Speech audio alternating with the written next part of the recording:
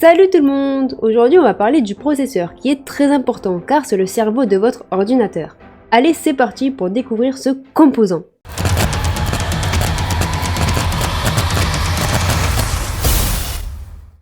Alors, comme je l'ai dit dans l'introduction, le processeur est le cerveau de votre ordinateur.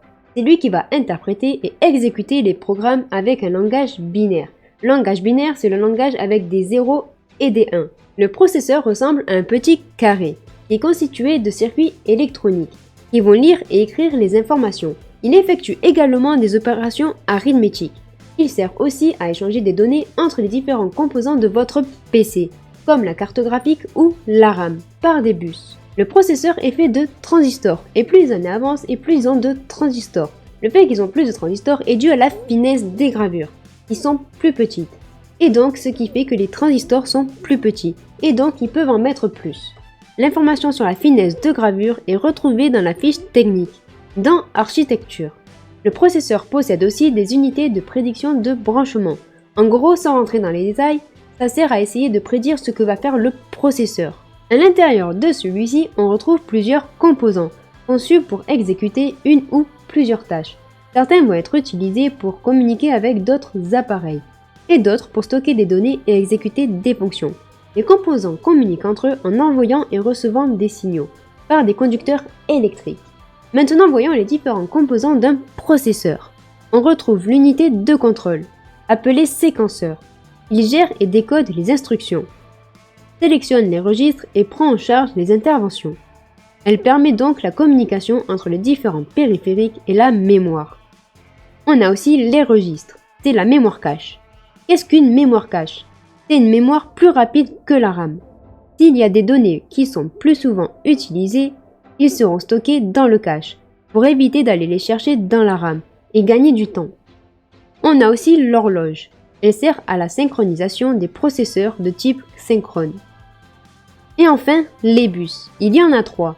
Un bus de données, un bus de contrôle et un bus d'adresse.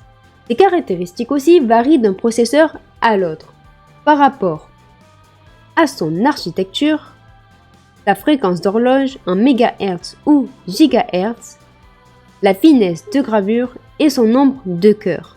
Et justement, en parlant du nombre de cœurs, un cœur est un ensemble de circuits qui peuvent exécuter des programmes indépendamment. C'est là que se trouvent toutes les fonctions nécessaires à l'exécution d'un programme. Donc un processeur multicœur va pouvoir exécuter plusieurs tâches à la fois, sans ralentissement. Concernant la puissance de calcul et la vitesse de traitement, elle est liée à la fréquence, qui dépend justement du nombre de cœurs. Plus il y a de cœurs et plus le processeur sera puissant. C'est pour ça qu'il faut faire attention à la compatibilité avec la fréquence de la RAM et le chipset. Maintenant, voyons les différents types de processeurs. Il y en a deux, les processeurs Intel et les processeurs AMD. Chez Intel, on retrouve les Atom, les Celeron, les Pentium et les Core. Et voyons un peu plus en détail les Core. Donc, dans les corps, on retrouve les i3, les i5, les i7 et les i9. Le numéro, c'est la gamme du processeur, avec le i3 le plus bas et le i9 le plus haut de gamme. La différence entre eux va être par rapport au nombre de cœurs, la vitesse, la quantité de cache et de fréquence d'horloge. Quand on prend un processeur, il est décrit comme par exemple Intel Core i9 13900K. Oui, je sais, j'ai pas pris le plus petit. Donc, on a Intel Core, c'est la marque, i9, la famille, 13900, c'est le modèle, avec le 13, la génération, et 900, le numéro du processeur. Le K veut dire que c'est un processeur qui peut être overclocké. Il y a aussi d'autres lettres. Le F veut dire que le processeur ne possède pas de partie graphique intégrée.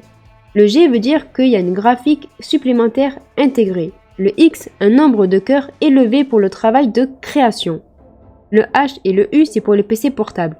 Le H, c'est pour les PC portables haute consommation. Et le U pour les PC portables basse consommation.